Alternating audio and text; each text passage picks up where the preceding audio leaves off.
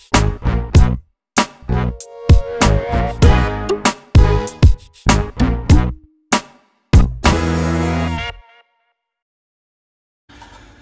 everyone, welcome back to another Kit Above with Chris. Got my specs on today. I'm going to be doing a lather review on a soap which hasn't had much great press over the years in my opinion from what I've seen.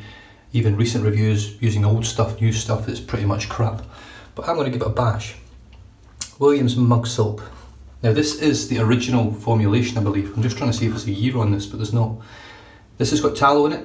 So it's potassium cereate, sodium tallowate, sodium cocoate, glycerin, fragrance, sodium chloride, titanium dioxide, stearic acid, pentasodium, pentatate, tetrasodium etidronate, and that's it.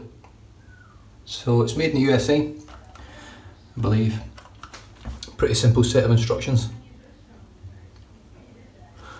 And let's just see how we go. So I've had this blooming now. I'm going to save the bloom water. I'm using the Simog Owners Club 2012 Boja, 50% boar, 50% badger, and let's just see how we go. Straight into the bowl. Now this is going to be a little bit noisy, I'll try and be as quiet as I can. Alright, so straight off the bat I'm getting a lot of airy suds. Boom, nice and easy. I've been blooming this for about 5 minutes. So I was expecting that anyway. The scent on it is actually quite nice. It's got, I don't know where that scent's from, but it's a scent that sort of reminds me of Canada. When I was a kid, I don't know what it is. It's got that soapy scent, but there's something else in there that you didn't get in soaps in the UK when I was younger. It's obviously part of the perfume or the scent or whatever it's called.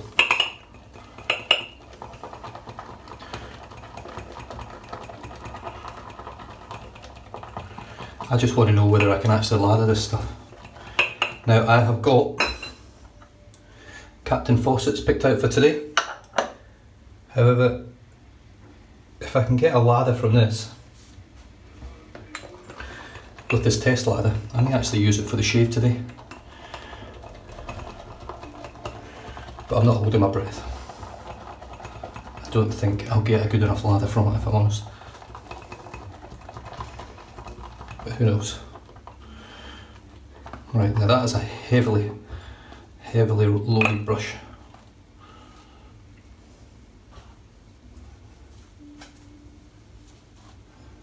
But I can tell you already that it's very aerated.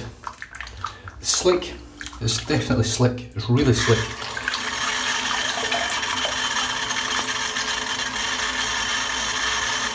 So all I'm doing here is just giving the handle a bit of a clean off, so I can sort of start fresh. I'm going to hand lather this. So there's my load, which looks like a shit ton. It smells lovely, it's got a really nice smell to it. It's just a clean sort of soapy scent, there's nothing there flash about it, but it's got that thing in it and I don't know what it is, but it reminds me of America and the US when I was over there when I was a kid. Don't ask me how I can remember that scent, but it's definitely in there. So here we go. I've just sort of wet my palm of my hand. So as you can see, my neck has cleared up a little bit. I stopped taking the medication yesterday that I think was actually causing me the issues. As you can see,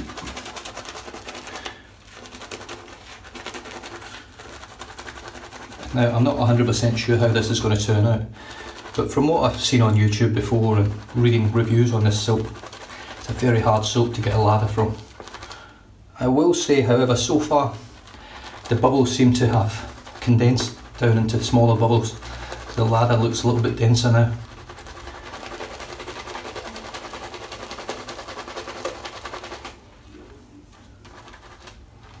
But it's definitely still an airy lather. You're probably thinking, what am I listening to? You can actually, it's a little bit like Rice Krispies. You can actually hear the snap, crackle and pop when you put it up to your ear on a lot of soaps that give you an aerated lather. Now the other thing going against me here is I'm using a natural hair brush, which I am not the best at lathering with natural hair brushes. I'm okay, but that's about it. God, I'm out of breath today.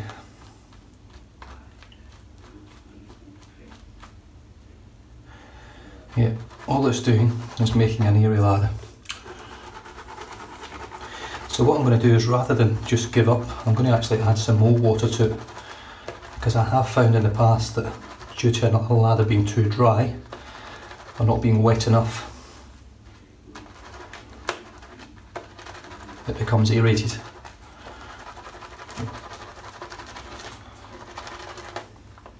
I mean, it's making a lather, it's just not great.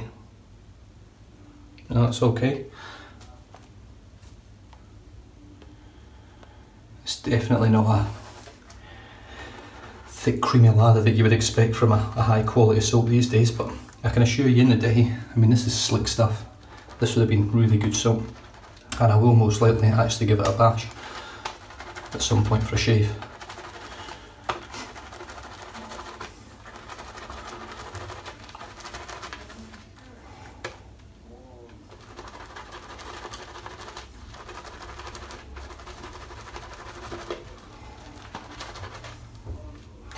Yeah, it's not getting any better than that. It seems to be staying at that sort of level. But as you can see, I mean, it's not rubbish. I could shave with that quite comfortably. I would have to shave quickly in order to have some lather on my face by the time I finish the parts. But I could definitely shave with it.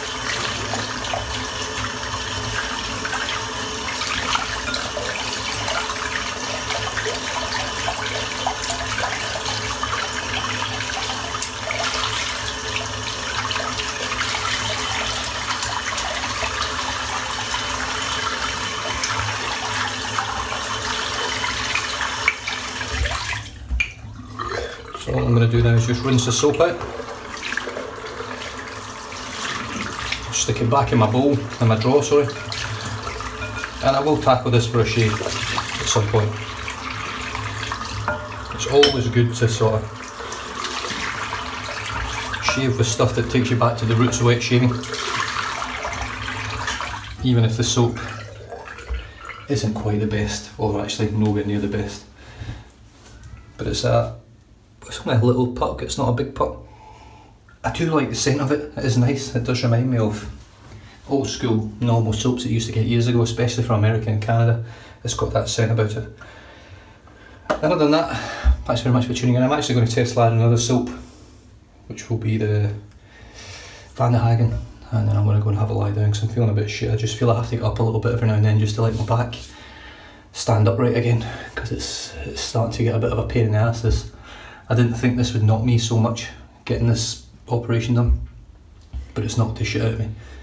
And with the lack of sleep and the pain and everything else, I mean, the painkillers have been helping extremely well, but I've now got this sort of anxiety and mental block where if I go to sleep, I know there's a good chance I'm going to bar up and possibly pop stitches, and it's just in the back of my head all the time, so I'm really struggling to sleep at the moment. But other than that, you guys stay safe, drive safe, don't drink and drive, and I'll catch you guys very shortly for the second lather video.